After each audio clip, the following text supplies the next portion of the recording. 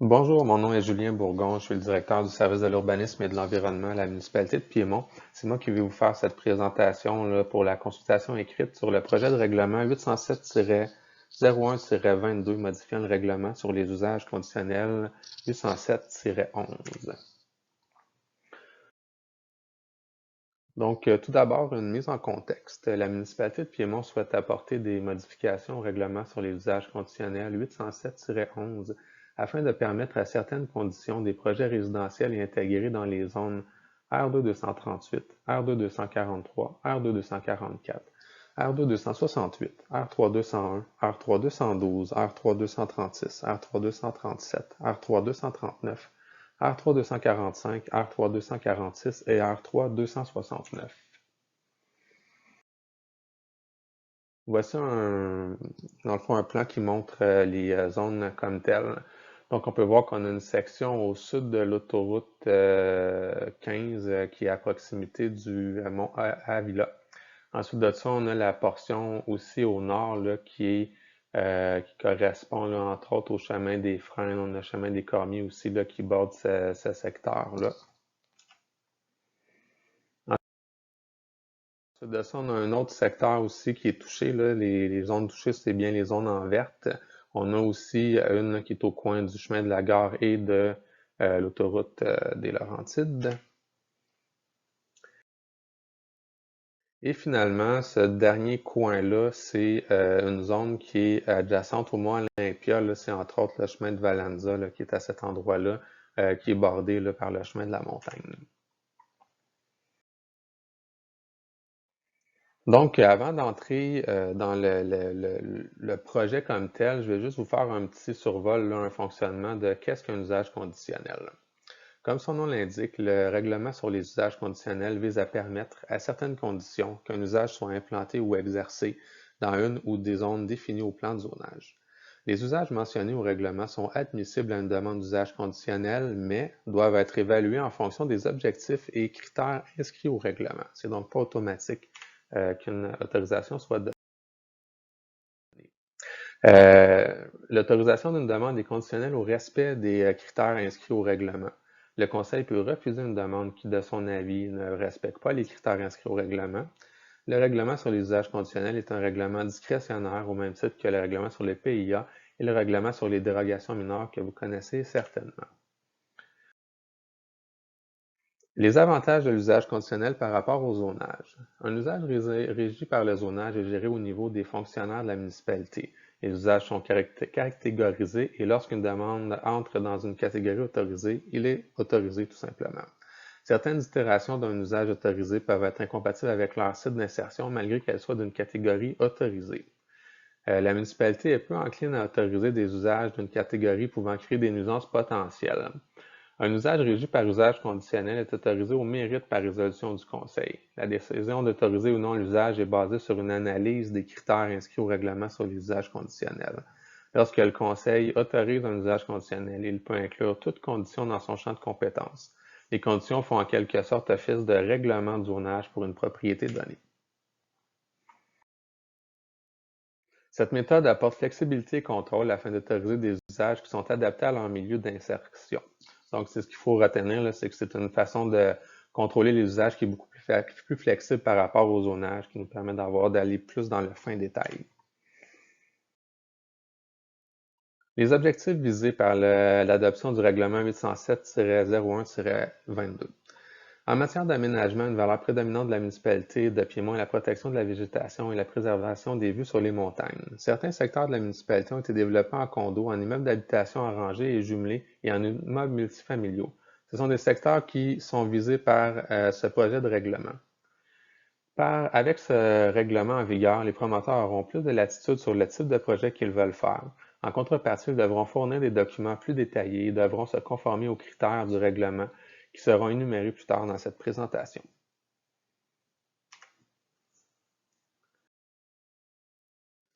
Ce projet permettra également de régulariser certaines situations où des typologies de bâtiments ont été erronément confondus comme des bâtiments autorisés au zonage et où certains calculs de densité étaient erronés.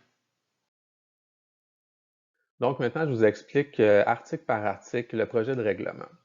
Le premier article du projet de règlement Cet article modifie l'article 2.2.2 du règlement 807-01 qui spécifie le contenu à fournir lors d'une demande d'usage conditionnel. Par rapport à l'article 2.2.2 actuel, les dispositions suivantes ont été ajoutées, ce qui signifie plus de détails à fournir de la part du promoteur.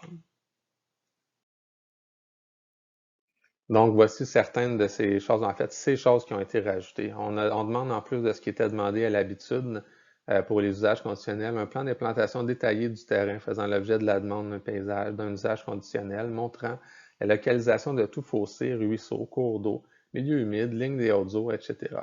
La localisation de tout arbre existant de 15 cm de diamètre ou plus, mesuré à 1 mètre du sol, à enlever, ainsi que ses caractéristiques, dans le cas d'un usage conditionnel visé par le paragraphe C du premier alinéa de la sous-section 3.1.1, la localisation de tout arbre de 10 cm de diamètre ou plus, mesuré à 1 mètre du sol, à enlever et à maintenir, ainsi que ses caractéristiques. On demande aussi les niveaux existants et projetés du sol à l'aide de courbes de niveau aux 2 mètres. Les pentes de 25 % et plus doivent spécifiquement être identifiées. Dans le cas d'un usage conditionnel visé par le paragraphe C, ça, quand on dit ça par ailleurs, c'est vraiment l'usage conditionnel qui fait l'objet présentement là, de la demande, pas de la demande, mais du projet de règlement.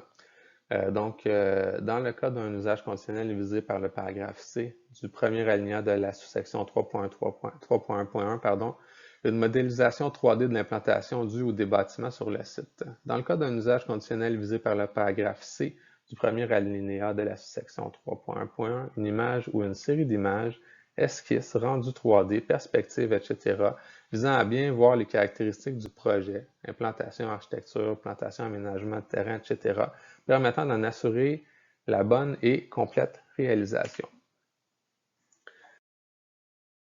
L'article 2 du projet de règlement. Cet article ajoute une clause de nullité d'une résolution d'usage conditionnel dans les deux cas suivants. Si la construction du bâtiment ou du premier bâtiment dans le cas d'un projet intégré n'a pas débuté dans les 24 mois de sa date d'adoption, dans le cas où l'usage conditionnel ne nécessite aucune construction, si l'usage conditionnel permis par résolution ne débute pas dans les 24 mois de sa date d'adoption. En gros, cette disposition vise à obliger les propriétaires à faire une nouvelle demande d'usage conditionnel pour un dossier ayant été autorisé plus de 2 ans auparavant. C'est que sans cette disposition-là, à ce moment-là, les résolutions d'autorisation n'ont pas d'expiration et on peut se retrouver avec des situations où est-ce qu'une personne pourrait vouloir faire un projet 10 ans après l'autorisation et le contexte pourrait avoir changé. Article 3 du projet de règlement. Cet article ajoute une nouvelle série d'usages admissibles à un usage conditionnel. On y retrouve les usages suivants. Donc, A, on a les résidences unifamiliales, lorsqu'elles ne sont pas autorisées au règlement de zonage pour la zone. Les résidences unifamiliales, dont la densité dépasse celle autorisée à la zone. Les résidences bifamiliales, lorsqu'elles ne sont pas autorisées au règlement de zonage pour la zone. Les résidences bifamiliales, dont la densité dépasse celle autorisée au règlement de zonage. On a aussi les résidences multifamiliales lorsqu'elles ne sont pas utilisées au règlement de zonage pour la zone. Les résidences multifamiliales dont la densité dépasse celle autorisée à la zone. Donc, c'est tout le même principe. Là, on part de unifamilial jusqu'à multifamilial, soit que l'usage n'est pas autorisé à la zone, soit que la densité est dépassée par rapport à ce qui est autorisé à la zone. Ensuite de ça, on a les projets intégrés lorsqu'ils ne sont pas autorisés au règlement de zonage pour la zone et les projets intégrés dont la densité dépasse celle autorisée à la zone. Et finalement, les bâtiments distincts dans lesquels le nombre de logements dépasse celui autorisé à la zone. Donc, ça, c'est des usages tels que décrits qui permettent, si on veut, d'aller en usage conditionnel pour les zones mentionnées, donc les zones en vert là, au plan qui vous ont été montrés. Article 3. Ces usages admissibles sont limités aux zones telles que montrées au plan en début de présentation. Ces zones sont les suivantes. C'est ça, là, je me répète un petit peu, mais c'est ce que je venais de vous expliquer. Donc, on a R2 233, R2 243, R2 244, R2 268, R3 201, R3 212, R3 236, R3 237, R3 239, R3 245, R3 246 et R3 269.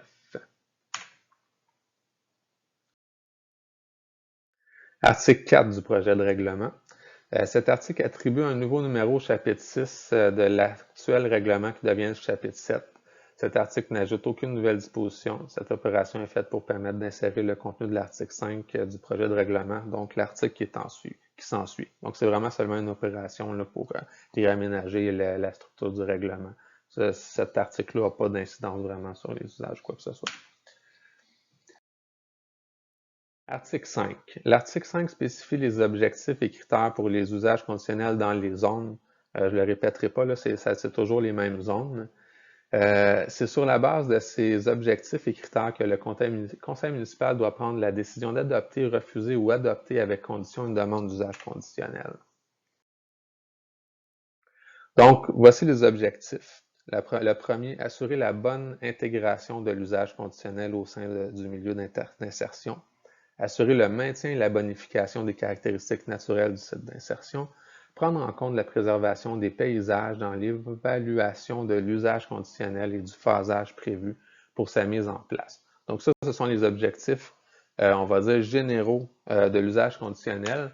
Et ensuite, on a d'autres objectifs, pardon. Assurer la bonne intégration de l'usage conditionnel au sein du milieu d'insertion. Non, ça c'est la même diapositive.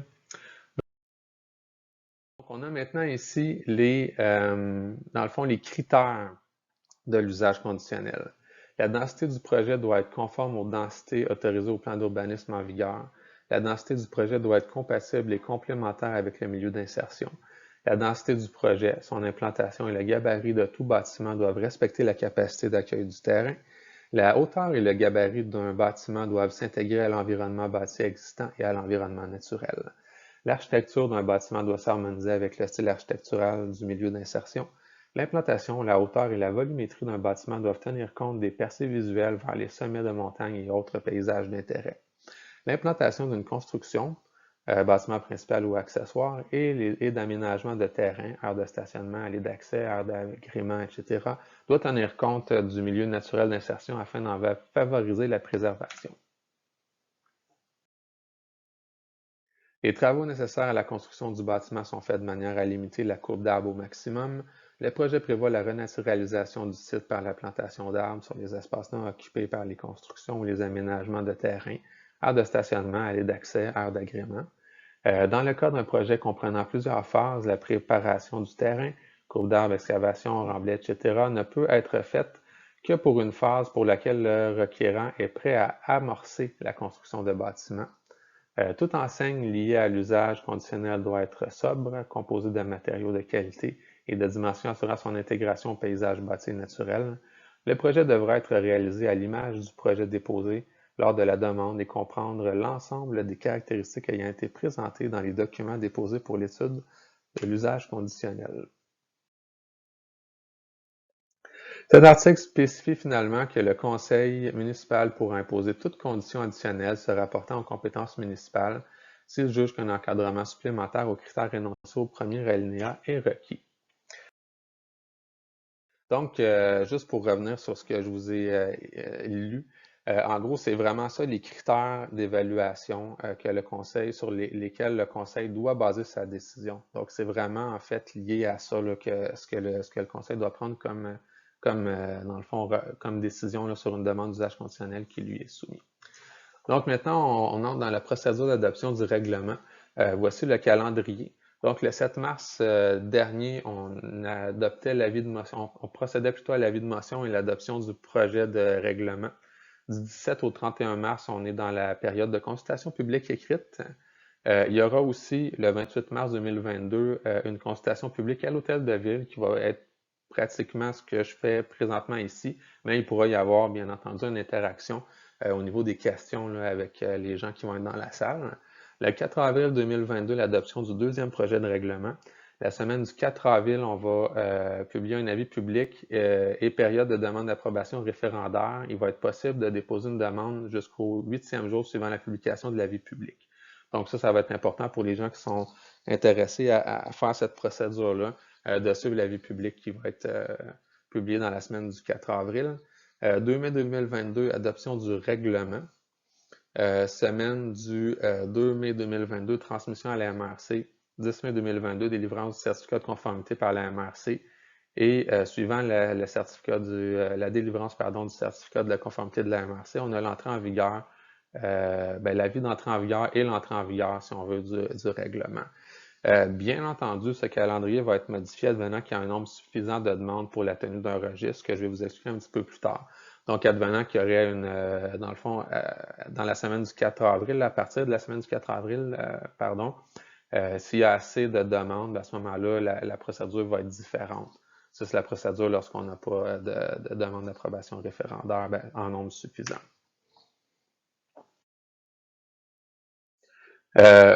Pour ce projet de règlement, dans le fond, les dispositions susceptibles d'approbation référendaire sont contenues aux articles suivants. C'est l'article 2, l'article 3 et l'article 5. C'est donc pas tous les articles là, qui peuvent être soumis à approbation référendaire, mais ce sont ceux là, les 2, 3 et 5, ce sont ceux qui contiennent finalement si on veut, les usages là, supplémentaires qui sont prévus au projet d'usage conditionnel. Donc, advenant qu'une personne souhaite faire une demande d'approbation référendaire, voici les conditions en fait pour qu'on puisse aller de l'avant.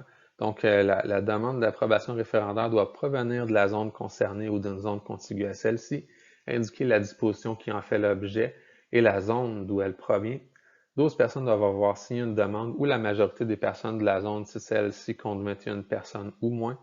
Être reçue par la municipalité au plus tard le 8e jour suivant la publication de l'avis annonçant la possibilité d'approbation référendaire.